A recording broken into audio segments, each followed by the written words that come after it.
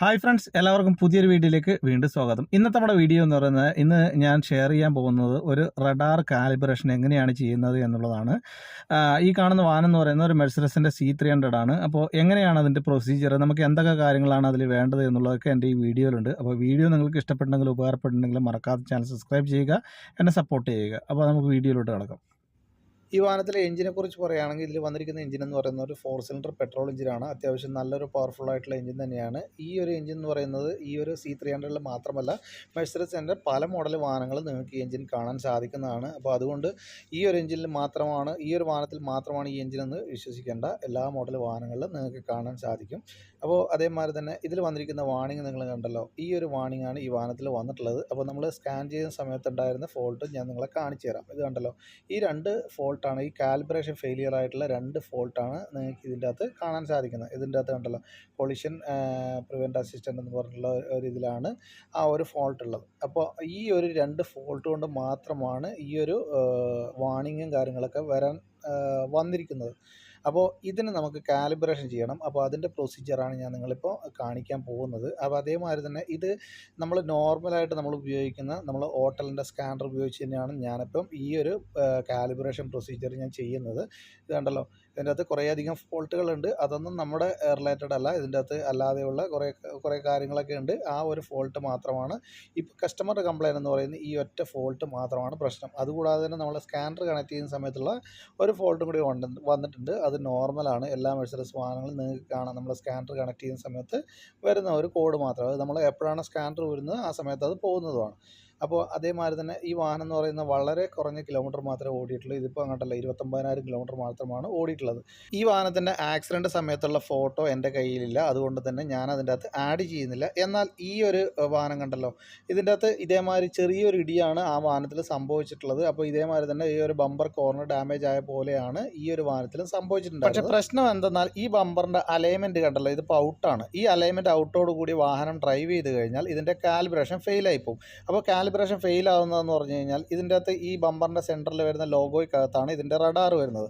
അപ്പോൾ ആ റഡാർ അതിൻ്റെ അകത്ത് ശകലം ഒന്ന് ആ സീറ്റിങ്ങിൽ നിന്ന് ചാടിപ്പോകും. അതേമാതിരി തന്നെ ആ സീറ്റിങ്ങിൻ്റെ അകത്ത് ചെറിയൊരു വ്യത്യാസം വന്നതുകൊണ്ടാണ് ഈ ഒരു വാഹനത്തിലും അതിൻ്റെ കാലിബ്രേഷൻ ഔട്ടായത്. അപ്പോൾ നമ്മളതിൻ്റെ ഗ്രില്ലിൻ്റെ അകത്തുള്ള റഡാർ കറക്റ്റ് പ്രോപ്പറായിട്ട് നമ്മൾ അഴിച്ചെടുത്ത് പ്രോപ്പറായിട്ട് തന്നെ നമ്മൾ പിടിപ്പിച്ചതിന് ശേഷം നമ്മൾക്ക് വീണ്ടും സ്കാനർ കണക്ട് ചെയ്യണം. നമുക്ക് ഈ വാഹനത്തിൻ്റെ അകത്ത് നമുക്ക് പ്രത്യേകിച്ച് വേറെ അഡീഷണലായ ടൂളോ കാര്യങ്ങളോ ഒന്നും തന്നെ വേണ്ട. നമുക്ക് ഈ വാഹനം ഡ്രൈവിങ്ങിൽ തന്നെ ഇതിൻ്റെ കാലിബ്രേഷൻ ചെയ്യാൻ സാധിക്കും. ഇതിൻ്റെ അകത്ത് നമ്മൾ സ്കാനറിൽ തന്നെ കുറേയധികം ഓപ്ഷൻ ഉണ്ട്.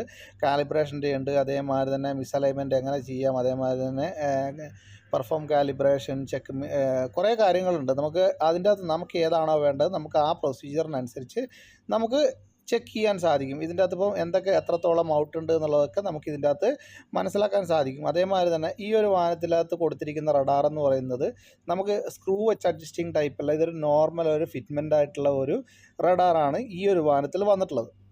അതുകൊണ്ട് തന്നെ നമുക്ക് ഇതിൻ്റെ അകത്ത് ഈ സ്കാനർ ഉപയോഗിച്ച് നമുക്ക് ഡ്രൈവിങ്ങിൽ ചെയ്യുന്ന സമയത്ത് തന്നെ നമുക്കിത് കാലിബ്രേഷൻ ചെയ്യാൻ സാധിക്കും. ഇതേമാതിരി തന്നെ ഈ കാണുന്ന പ്രൊസീജിയർ പ്രകാരം നിങ്ങൾ ഫോളോ ചെയ്ത് പോയി കഴിഞ്ഞാൽ നമുക്ക് ഇത് കണ്ടല്ലോ, ഇതേമാതിരി ഒരു ഓപ്ഷനും കാര്യങ്ങളൊക്കെ വരും. ഇത് കണ്ടല്ലോ, അപ്പോൾ അതിൻ്റെ അകത്ത് നമുക്ക് പെർഫോം കാലിബ്രേഷൻ കൊടുക്കുക. പെർഫോം കാലിബ്രേഷൻ കൊടുത്തു കഴിഞ്ഞാൽ നമുക്കിതിൻ്റെ ഇതേമാതിരി തന്നെ ടീച്ചിങ് പ്രൊസീജിയർ വരും.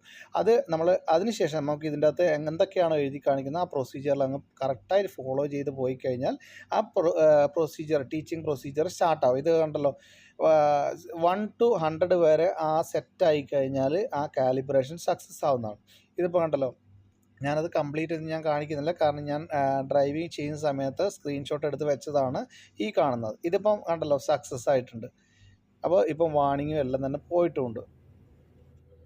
നമ്മൾ ഈ കാലിബ്രേഷൻ സ്റ്റാർട്ടായി കഴിഞ്ഞാൽ അപ്പോൾ ഡ്രൈവ് ചെയ്യാൻ പറയുന്ന സമയത്ത് ആ കറക്റ്റ് ഫോളോ ആയിട്ട് ഡ്രൈവ് ചെയ്ത് പോവുക. അതേമാതിരി തന്നെ ഈ ഡ്രൈവ് ചെയ്ത് പോകുന്ന സമയത്ത് നിങ്ങൾക്ക് കാണാൻ സാധിക്കുന്നതാണ് നമ്മുടെ സ്കാനിങ് ടൂളിൽ 1 to 100 വരെ 1 2 3 4 അങ്ങനെ 100 വരെ എത്തുന്നതാണ്. ഇതിപ്പോൾ കണ്ടല്ലോ, വേറെ വാണിങ്ങോ കാര്യമോ ഒന്നും തന്നെ ഇല്ല. ഇതിപ്പോൾ ആകെ നമ്മൾ സ്കാനർ കണക്ട് ചെയ്തുകൊണ്ടുള്ള വാണിങ് മാത്രമേ ഉള്ളൂ. ഇതിപ്പോൾ കണ്ടല്ലോ, അതിനുശേഷം ഞാൻ ക്രൂയിസും കാര്യങ്ങളൊക്കെ ഇട്ട് ടെസ്റ്റ് ഡ്രൈവും ചെയ്തു. ഇപ്പം നിലവിൽ ക്രൂയിസും വർക്കിംഗ് ആണ്. അതേമാതിരി തന്നെ വേറെ വാണിങ്ങോ കാര്യങ്ങളോ ഒന്നും തന്നെ ഇല്ല. ഈ ക്രൂയിസിൻ്റെ റേഞ്ചും അതേമാതിരി തന്നെ ഞാൻ അതിൻ്റെ അകത്ത് കൂട്ടിയിട്ട് ഞാൻ ചെക്ക് ചെയ്തു. അതിൻ്റെ അകത്ത് ഇപ്പോൾ നിലവിൽ എല്ലാം തന്നെ ഓക്കെയാണ്. ഇത് കണ്ടല്ലോ, നമുക്ക് ക്രൂയിസിൻ്റെ റേഞ്ച് ഇതേമാതിരി തന്നെ സെറ്റ് ചെയ്യാൻ സാധിക്കും. 60 70 അങ്ങനെ എത്ര വേണമെങ്കിൽ സെറ്റ് ചെയ്യാം. ഇപ്പോൾ എല്ലാം തന്നെ വർക്കിംഗ് പ്രോപ്പറായിട്ട് തന്നെയുണ്ട്. അതിനുശേഷം ഞാൻ കുറച്ച് കിലോമീറ്റർ ഞാൻ ഡ്രൈവ് ചെയ്തു. ഇത് കണ്ടല്ലോ, എല്ലാം തന്നെ ഓക്കെയാണ്. അപ്പോൾ ഈ വീഡിയോ നിങ്ങൾക്ക് ഇഷ്ടമായെന്ന് വിചാരിക്കുന്നു. ഇഷ്ടപ്പെട്ടെങ്കിലും ഉപകാരപ്പെട്ടെങ്കിലും മറക്കാതെ ചാനൽ സബ്സ്ക്രൈബ് ചെയ്യണം, എന്നെ സപ്പോർട്ട് ചെയ്യണം. ഇതേപോലെയുള്ള നല്ല നല്ല വീഡിയോകളുമായിട്ട് വീണ്ടും കാണുന്നവരെ bye bye. Thanks for watching.